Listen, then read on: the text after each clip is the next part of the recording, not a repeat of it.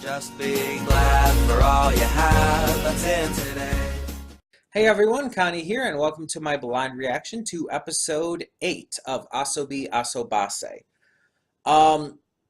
So yeah, we're kind of in the home stretch now. We've only got like, what, 4 more episodes to go after this? I think 4, because I think it's 12 total. But yeah, we still haven't seen the one scene that I saw a bit of on Facebook and whatnot on social media that got me interested in the series. So who knows when that's going to happen? It's probably going to be one of the last episodes, you know? Probably going to end up being one of the last episodes. Not that this has a big story or anything, so it doesn't really matter, but still. Now, yeah, since this doesn't have a real big story and everything, I'm just not sure like how they're gonna end this. And again, I know there's like OVAs and a special and whatnot or something like that, and it's like I don't know if those directly continue or the story, or if they're just their own thing going along with the same formula. I don't know. What I do know is that my hair is really not cooperating right now. Then again, when does it ever? What I do know is that this series gets a little old sometimes, being honest. I'm going to be honest here. This series is one of those that it's not bad, and it never really gets bad with any of... There's a couple things that are a little sketchy, but it never gets what I would call bad.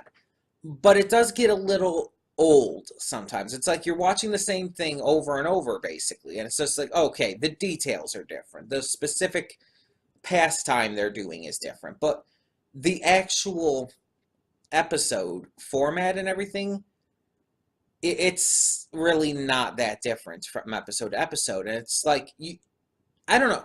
I've talked about this before, and maybe it's just me, but I prefer things that have more of an ongoing story, even if they're a lot more episodic. Having that continuity to them helps breathe more life into it, I feel. There has been continuity in this, but I just feel like not enough. Great example, MLP, My Little Pony Friendship is Magic, has amazing continuity, has characters growing and developing and progressing throughout the series, and you see that happen.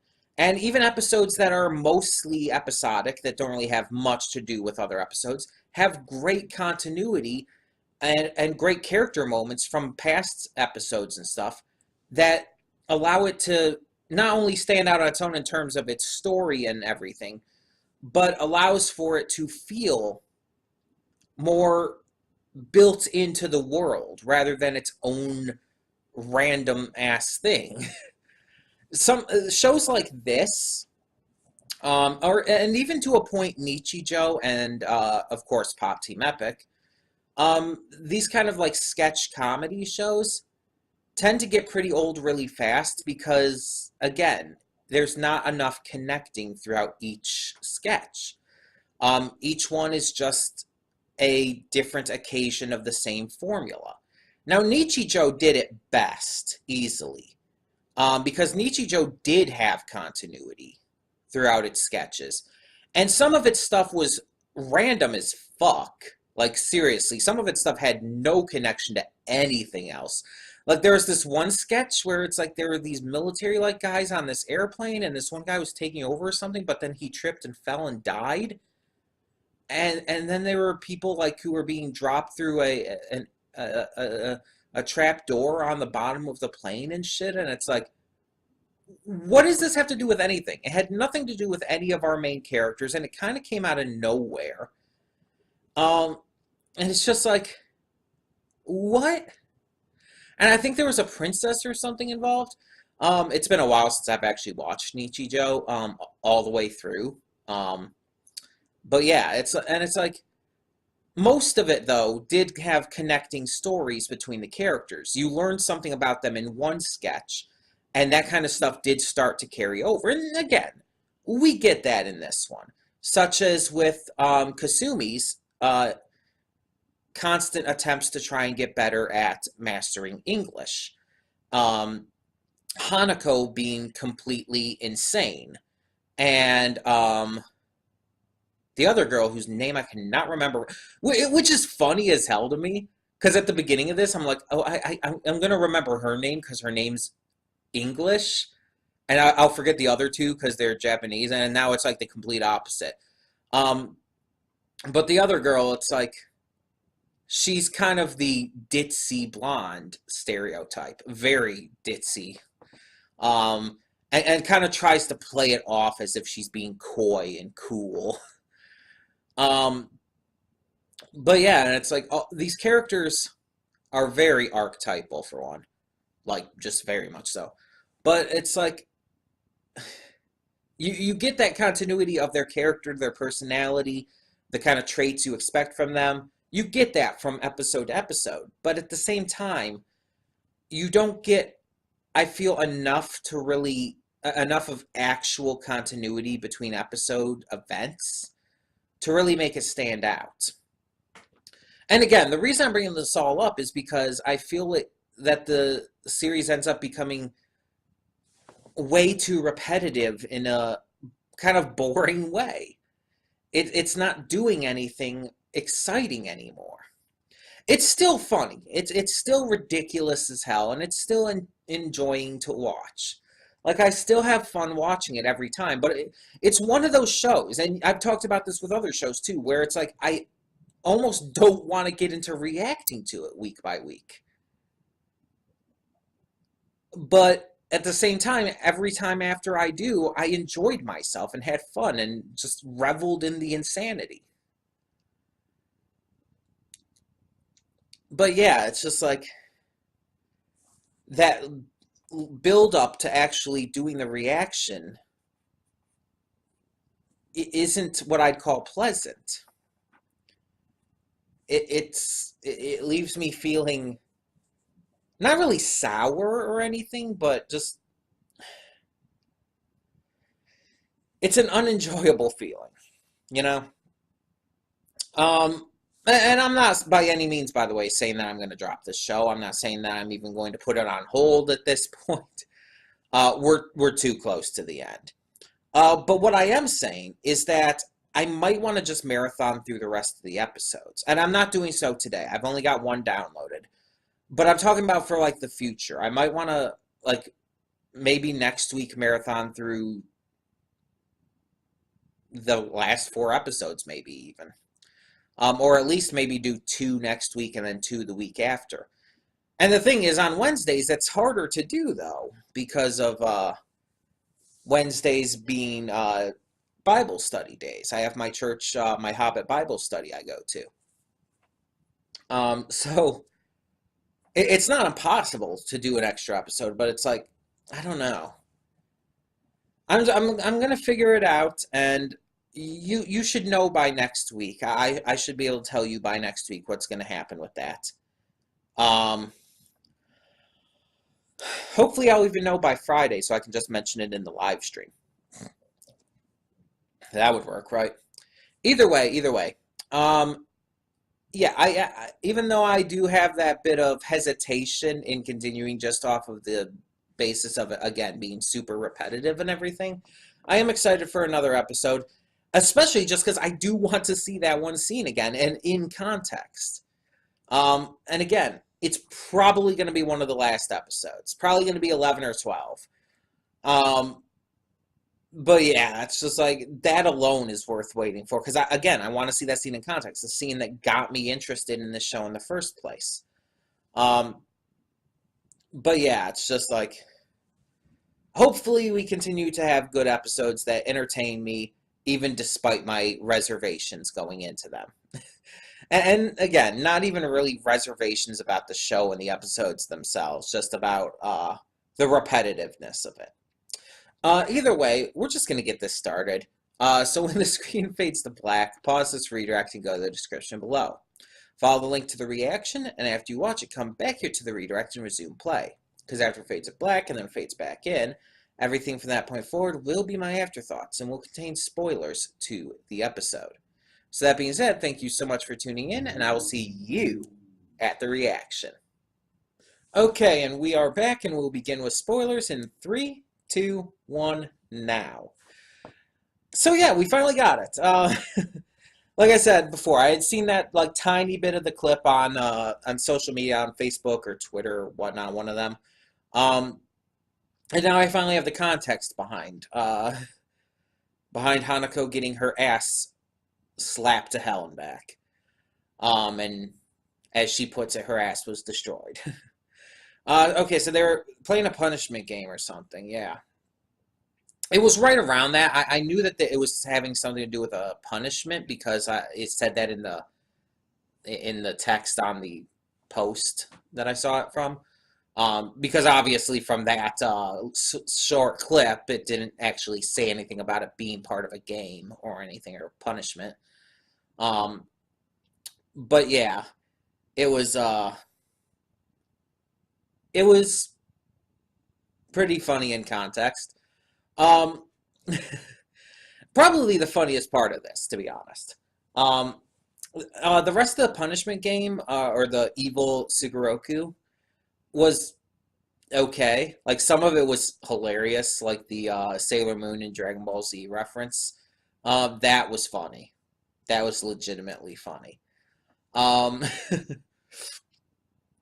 And some of the other things they did, like like when Olivia had to oink like a pig and the other two are like, shit, that's cute. Just the reaction to that was the funny part of it. The fact that Maida put in a thing on there and everything. And it's just like... but as usual, there's really not a lot for me to say regarding this. It's like, okay, some of these situations were funny. The part with the student council president, that was hilarious, I will say. When Olivia is supposed to be crawling like a baby and it's more like a cockroach, which is instantly what I thought when I saw her crawling. And then the student council president's like zooming after her and then just starts running just full on and laughing like a maniac. It's like, that was hilarious. That was one of the funniest things this show's done. I'm not even joking. I might even use part of that scene as my thumbnail if I don't use the butt slap. Now, I'll probably use the butt slap because, again, I've kind of been waiting for that moment. But yeah, there was some other fun stuff in this one before the Sugoroku stuff, like with Hanako's new dress, which wasn't really like terrible looking, but it's just like it doesn't fit her, I feel. It like, I'm looking at this dress, it's very fairy tale like it's something you would imagine to see at a convention or something, like someone cosplaying. Like, I could imagine someone cosplaying Hanako wearing that. But it's like this big frilly dress, has the unicorn on the breast area of it.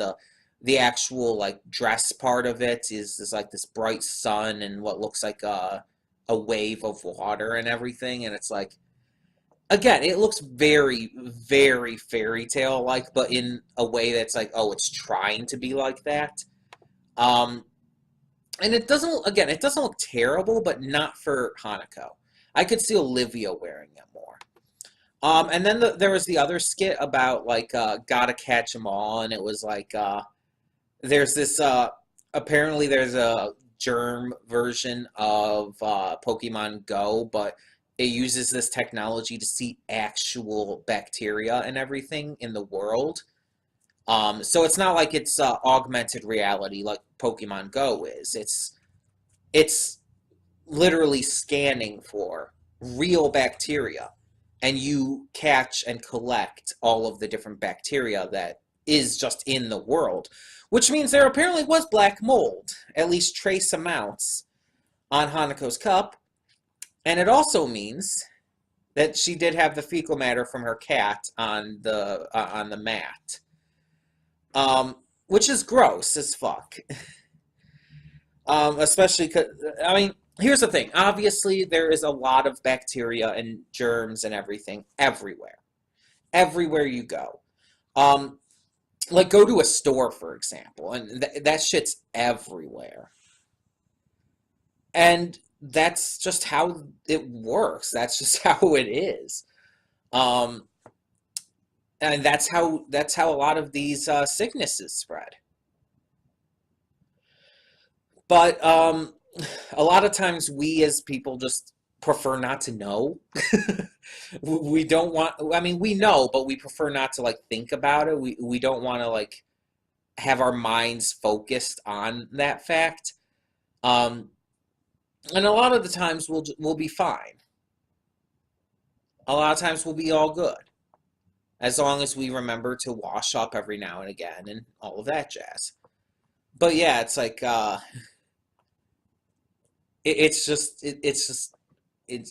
insane to me how much bacteria there actually is just everywhere around you.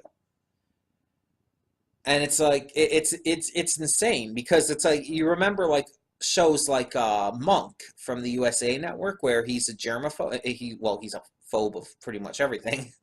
Um, yeah, Monk was a very fun series. I really enjoyed it. I actually got some of the DVD box sets from my grandmother the other day when I was over there. When I was getting my hair redyed, actually, she had some of the box sets I believe it was only the first 4 seasons, maybe the first 5. But she didn't want them anymore. She was downsizing on a lot of her DVD collection and stuff, and she asked me if I wanted them. So I like Monk, so yeah, sure. Um, but yeah, it's just like in that it's like Monk is walking everywhere and around, and he's aware though that the world is a horrible place. That's why he always has whichever nurse that he has at the moment, Sharon or Natalie, he has them always have wipes on him so he can periodically wipe himself down, especially when he shakes the hand of someone or touches something. He'll always make sure to wipe himself down, or he'll have gloves on him when he's inspecting a crime scene, stuff like that. And it's like he knows, and it's very obvious that there's all kinds of bacteria and germs everywhere, everywhere. And it's like you obviously don't need to go as far as he does, but yeah. But the fact that they made like this joke about it in here, riffing on Pokemon Go in a way, is really funny to me. Just the idea of that, because it's actually pretty funny, a funny thought, and it would be a pretty interesting idea as an educational game. But it probably would freak a lot of kids out.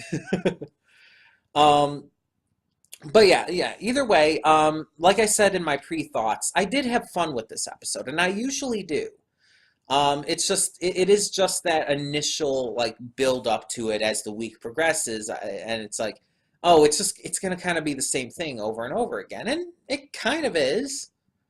But it's still fun to see how it ends up, and it's still fun to see the total insanity of it. So it's enjoyable nonetheless. Either way, tell me what you thought of this episode of Asobi Asobase in the comments below, and thank you so much for tuning in. For now, I'm Connie, and I'm signing off. See y'all next time. And though you've come through many obstacles,